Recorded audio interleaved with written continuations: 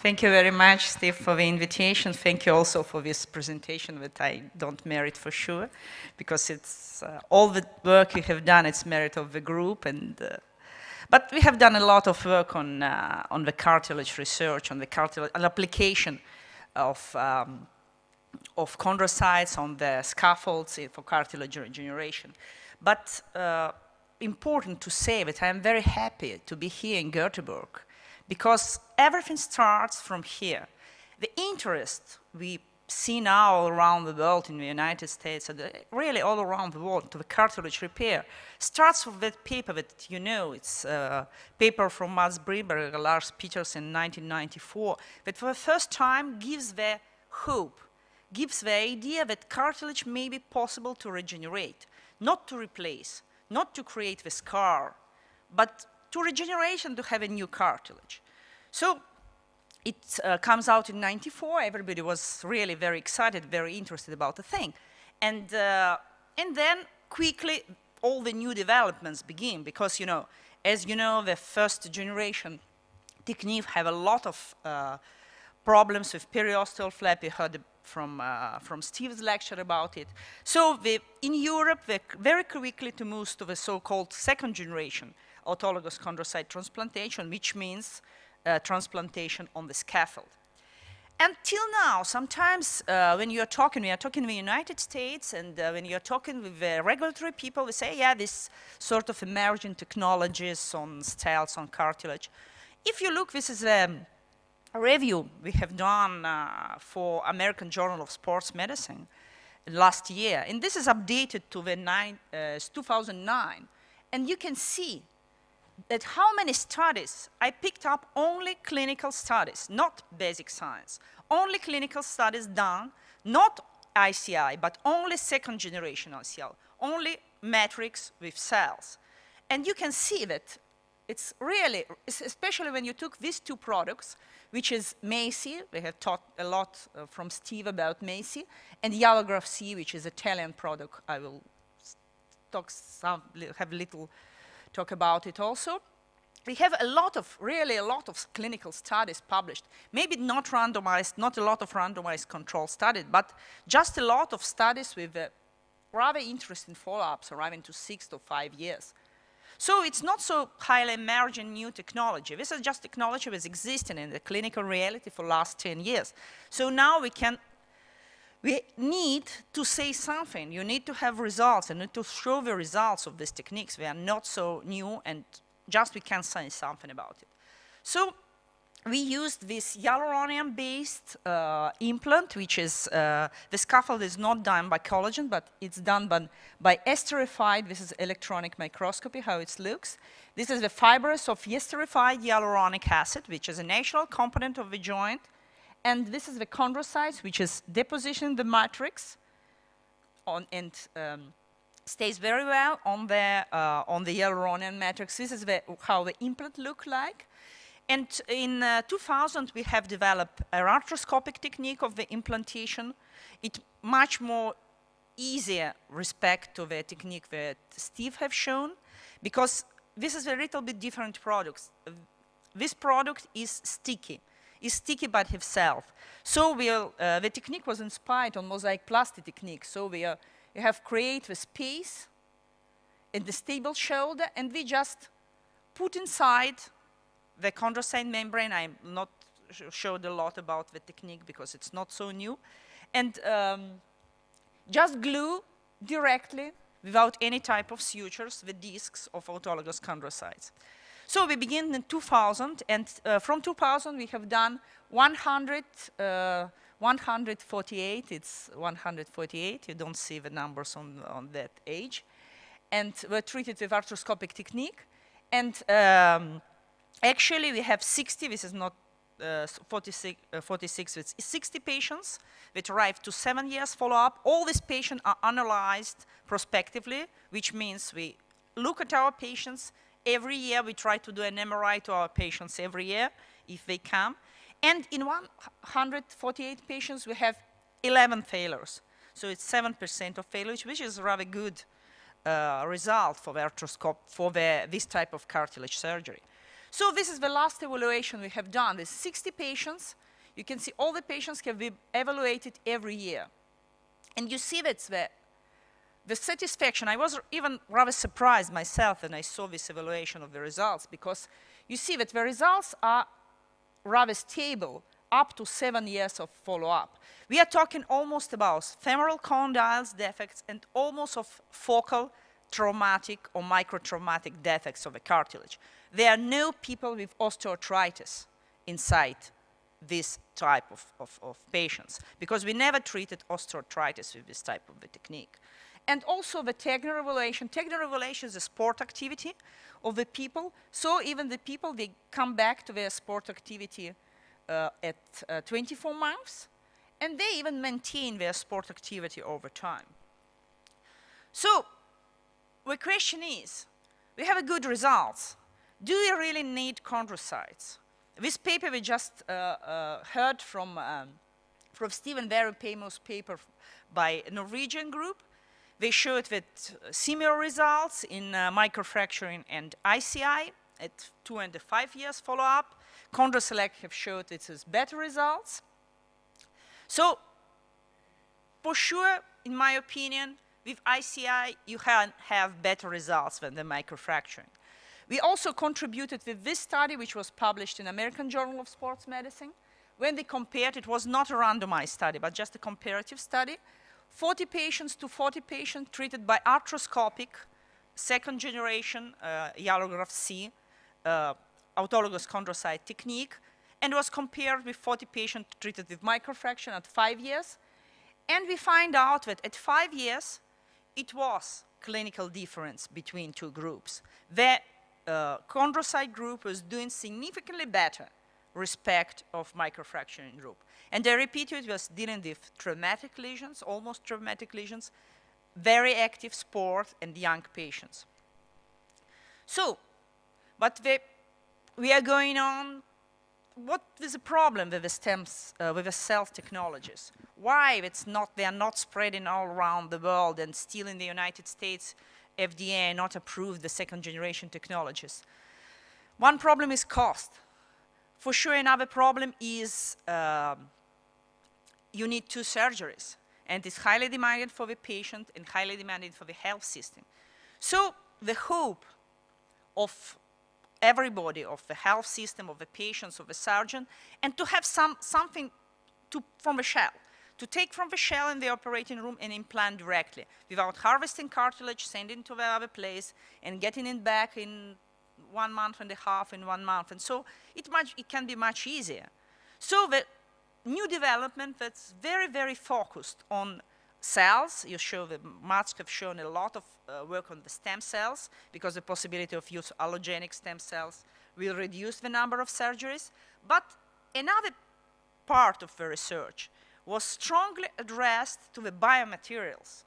So the idea was, you have a sufficiently smart biomaterial that when the stem cells are coming out, like in microfracture, it entraps stem cells inside the biomaterials, and not only entrap physically the stem cells in biomaterial, but make these stem cells become chondrocytes, give them the right signals to become cartilage here. This is the idea. A lot of research going around on chondral and osteochondral regeneration. We see that just divided on the phase on animal studies, some products on the pilot phase, and some products are just arriving in the clinical practice. I have to say that companies, industry are pushing really hard in this direction, because it's much, much easier. It's a medical device, and it's not a drug like a cell. So it needs you much less investment to develop a product which is biomaterial and not a cell product. So it's a lot of movement from the industrial point of view. So what is advantages? For sure, I've just said it. It's a on-shelf product. You can have it in your OR. You can reduce times. You can reduce cost. You could reduce, it can be fantastic. What is concerns? The concerns, but we really don't know if it works.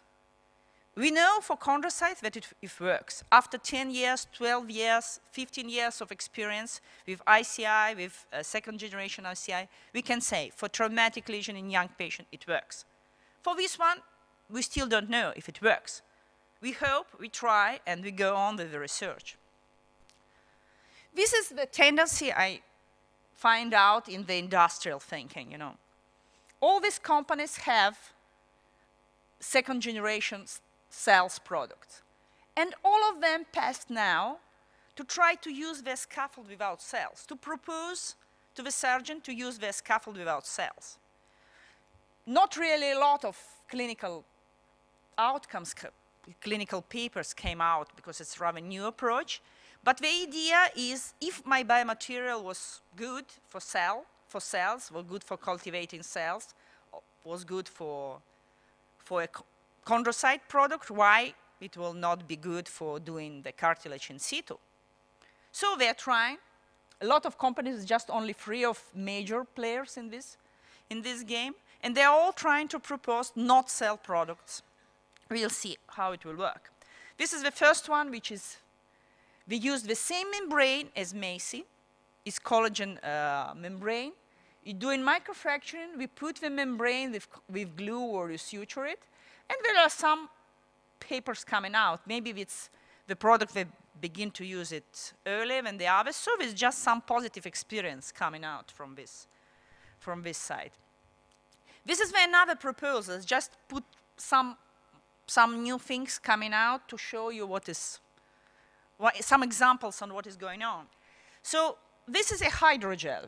I put just only one with more than one product in the development. Hydrogels, what are hydrogels are? Hydrogels is very old-fashioned product in this moment.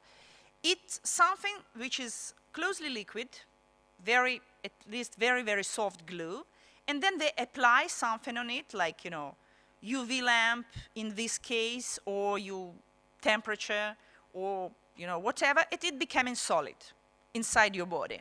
So you don't need really to prepare the effect, you just fill it with the glue, and it becoming solid inside the body. So in this case, it's chondroitin sulfide gel. And you apply it inside the defect, and you put the lamp, UV lamp, on there and stay for 1 minute with the UV lamp, and it's becoming solid graft. So now it's in the clinical experimentation. This is another idea of how to make it easier. This is the big player, it's DePuy, proposing this product. Now it's not yet in clinical practice, but it's very close to the clinical application. What is the idea? We not take the chondrocytes, but we just take very, very small pieces of cartilage. We harvest cartilage during the same procedure, put them inside the sort of a machine which is doing very, very small pieces of cartilage, then put these pieces of cartilage on the membrane and implant the membrane and make the chondrocytes to come out from these small pieces of cartilage and then recreate the cartilage. So the idea is not bad. We'll see what will be the results. More and more, this is another direction. More and more researchers are arriving, and clinicians are arriving to the idea that cartilage is not alone.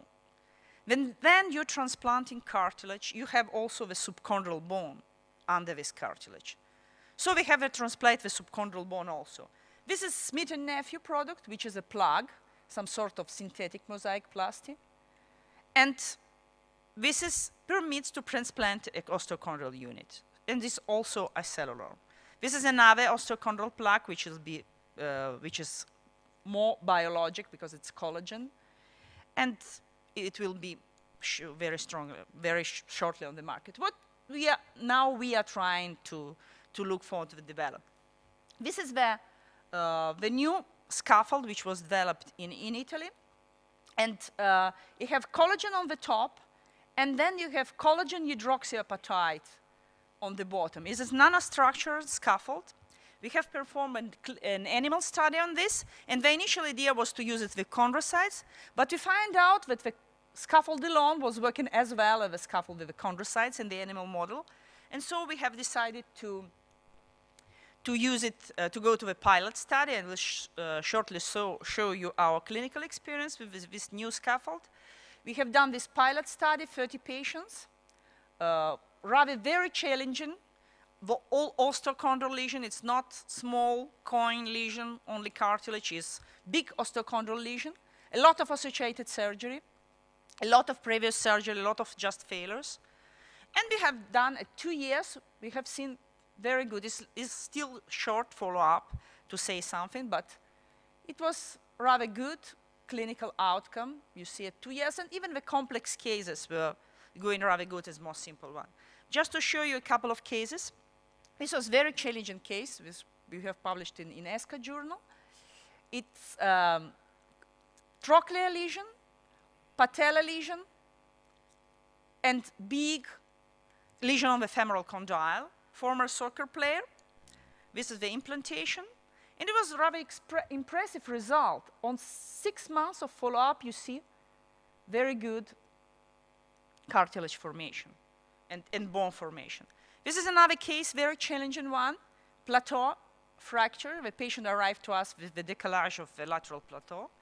We elevated the plateau, and we resurfaced completely all the tibial plateau. And we added also the external fixation, which permits the destruction and the joint motion, which was this fixator was developed in Rizzoli Institute. And this was rather very good results, a good functional result after 1 year. You see the patient was perfect and very good reconstruction. This is another case, once again, décalage of big fracture of a plateau, very young patient. After 5 years, you have big problem on the opposite side of the femoral condyle, valgus alignment, ACL instability, and big clinical problems. So we have performed osteotomy, implantation, and in the second time we performed the ICL reconstruction after 10 months. And you see, this is the cartilage surface, the grafted cartilage surface after 10 months. And this is MRI on 24 months. And this is MRI on 2 years when we have done a hardware removal. You see that the biopsy, we had get a very small biopsy, and you see it's rather good cartilage structure on the femoral condyle. So we have a lot of possibilities, a lot of biological improvements, a lot of new developments you can do with a scaffold. A lot of proposals. You can put stem cells, you can put bone marrow, you can put PRP. You can do a lot of things. We hope maybe it will work better, maybe it will work worse. Nobody knows, but it's still a very, very long way to go and a lot of work to do in this very, very interesting field, and I hope we'll get a lot of interesting development in the future. Thank you very much.